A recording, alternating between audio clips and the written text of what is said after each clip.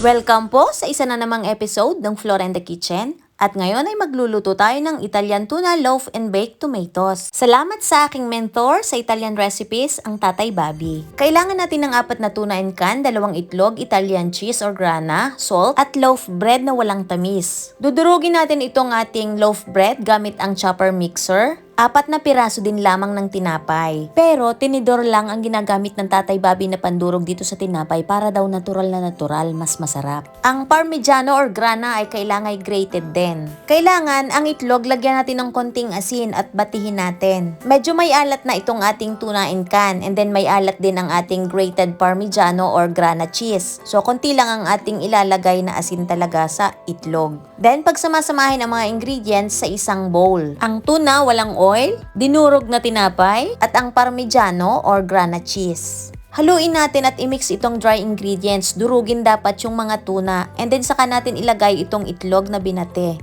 Then haluin ulit hanggang sa sila ay mag-mix na mabuti. Kung sobrang labnaw, dagdagan natin ng konting tinapay na dinurog. Then haluin ulit na mabuti. Matapos paghalu-haluin ng mga ingredients ay maghanda ng tali or kitchen twine para itali sa magkabilang dulo ng gagawin nating tuna loaf. Then sa isang malinis na kitchen cloth, dito natin babalutin. Hindi tayo gagamit ng aluminum foil. Pwede yung mga supot ng harina na tela. So healthy talaga ang ating recipe. Wala tayong inilalagay na seasoning dahil ang natural na linamnam ng grated grana cheese or parmigiano ang nagpapasarap dito. At yung linamnam ng bawat himaymay ng tuna.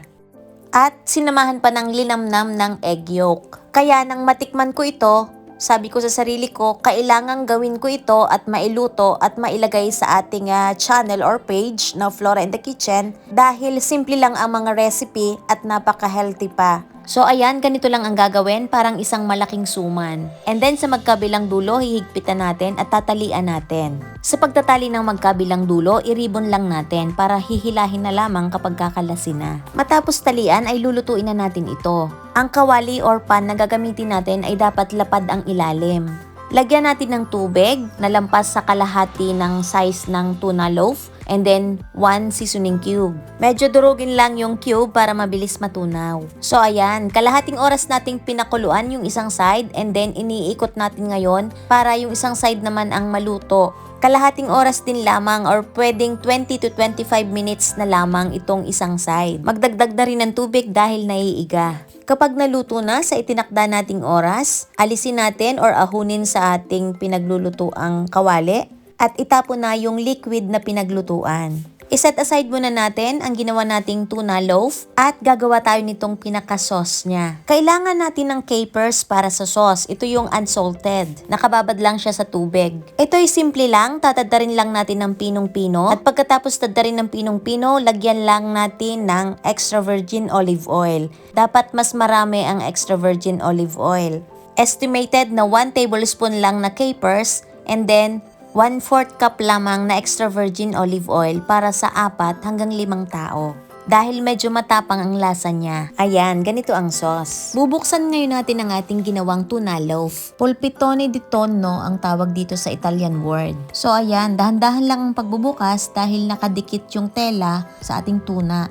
Then, matapos alisin itong ating tela, gagayatin natin ito ng isang matalas na kutsilyo. Matalas dapat ang gamitin natin para hindi masira yung mga gayat. Pinupunasan ko pa ito ng kitchen paper para siguraduhing malinis. Ito ay malamig na at room temperature lamang, so pwede siyang kainin ng mainit or kahit malamig. Ang kapal ng bawat gayat ay mahigit-higit lang sa 1/2 inch. Sa Italian, 3 hanggang 4 na gayat lamang sa isang tao ang kinakain. Merong 2 slices lamang kaya nagkakasya ang 4 na cans ng tuna sa 5 hanggang 6 na tao. Ayan, ready na ang ating tuna loaf and caper sauce. Ngayon naman ay ang nakaugalian na side dish nito, ang baked tomatoes na may fresh basil leaves. Sa pagluluto nito, hugasan muna ang ating mga tomatoes. Kailangan alisin ang mga excess water pagkatapos hugasan para hindi matubig pag niluto natin siya sa oven. Pagkatapos maalis ang excess water, gayatin natin.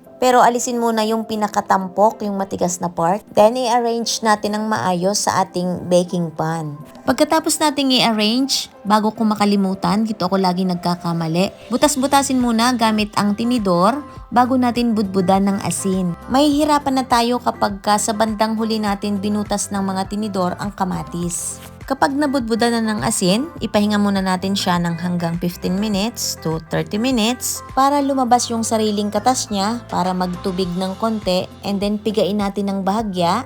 At pagkatapos ay budbudang muli ng konting asin dahil baka natapon na yung kanyang lasa. Sumama na dun sa katas na natapon. Ngayon naman, pwede na nating lagyan sa ibabaw ng basil leaves. Pira-pirasohin lang or i-chop natin bago natin ilagay sa ibabaw ng mga kamatis.